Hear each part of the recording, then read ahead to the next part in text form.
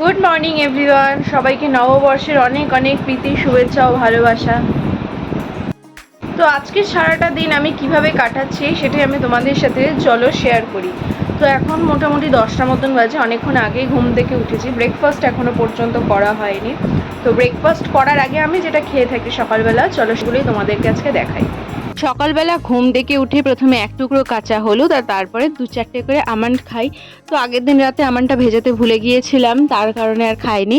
তো কাঁচা হলুদ খেলাম। এরপরে আজকে ব্রেকফাস্টে মা করেছিল হচ্ছে পরোটা আর আলুর তরকারি, যেহেতু আজকে নববর্ষ তাই বাঙালি খাবার। এছাড়া রবিবার দিনটা আমি নিজের জন্য একটু সময় বের করার চেষ্টা করি। তো আজকে এরকমই দেখো একটা হেয়ার প্যাক আর ফেস প্যাক লাগিয়েছি। এই প্যাকগুলোর ডিটেলস ভিডিও পোস্ট করব খুব শিগগিরই। আর বছরের প্রথম দিন বৈশাখ মাসে কিন্তু আমাদের তুলসী মঞ্চে ঝর্ণাটা বাঁধা হয়। প্রত্যেক দিন এটাতে জল দেবো যাতে গাছটা সারাদিন অল্প অল্প করে জল পায়। তোমাদের কার কার বাড়িতে এটাও হয় আমাকে কিন্তু কমেন্টে জানিও। আর এদিকে দেখো দুখানা নাইটি রয়েছে, স্নান করে উঠে কিন্তু গরমে একটাও নতুন জামা পরতে ইচ্ছা করছে না, তাই পরিনি। আর এই যে জামাটা দেখছো এইটা আমাকে দিয়েছে শুভ, আর এইটা দিয়েছে হচ্ছে মা আর দিদা মিলে টাকা দিয়েছিল, সেটা দিয়ে এইটা কিনেছি। আর এই যে সবুজ রঙের কুর্তিটা দেখছো এইটা কিন্তু আমাকে দিয়েছে কাকিমা। প্রত্যেকেই দেখো কিছু না কিছু দিয়েছে। আর এইটা নিয়েছি হচ্ছে মায়ের জন্য, মানে মা পয়লা বৈশাখের দিন এই শাড়িটা পরবে। আর এদিকে এটা নিয়েছি বাবার জন্য। আর এই যে ঠাকুরের কাপড়গুলো দেখছো এগুলো কিন্তু ঠাকুরদের পয়লা বৈশাখের উপহার। আমরা নতুন জামা পরবো, ঠাকুরকে দেবো না, তাই তো হয় না। আচ্ছা, আর এদিকে দুপুরবেলা দেখো লাঞ্চে আজকে মা করেছিল ফ্রাইড রাইস, চিকেন কষা আর আমের চাটনি। আর দুপুরে খাওয়া দাওয়ার পরে একটুখানি তরমুজের শরবত আমি করেছিলাম। তো সেটাই আমি সবার জন্য আমাদের রেডি করছিলাম। তো তারপরে একটু রেস্ট নিয়ে বিকেলবেলা আমি এই যে কুর্তিটা পরে তৈরি হয়ে বেরিয়ে গিয়েছি।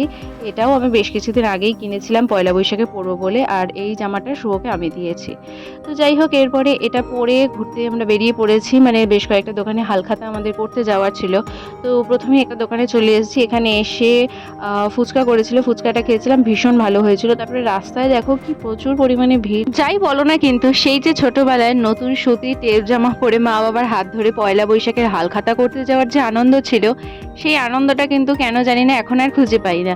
আসলে এখন মনে হয় বাড়তি একটা দিন, ছুটির দিন, যেই দিনটা একটু নতুন জামা কাপড় পরি বা না পরি, অন্তত পরিবারের লোকজন, খুব কাছের লোকজনের সাথে যেতে সেই সময়টা কাটাতে পারি, ব্যাস এই তো, আর কি চাই। তো এরপরে আমরা চলে এসেছিলাম ব্যারাকপুরে, সেখানে আরও একটা দোকানে হালখাতা ছিল, সেখানে হালখাতা করে তারপরে সেখানেও ফুচকা আর আইসক্রিম ছিল। তো আমি শুধু আইসক্রিমটাই খেয়েছিলাম, ফুচকাটা আর খাইনি। তারপর এদিকে দেখো আমরা একটু ঘোরাঘুরি করলাম, তারপর আরেকটা দোকানে গিয়েছিলাম।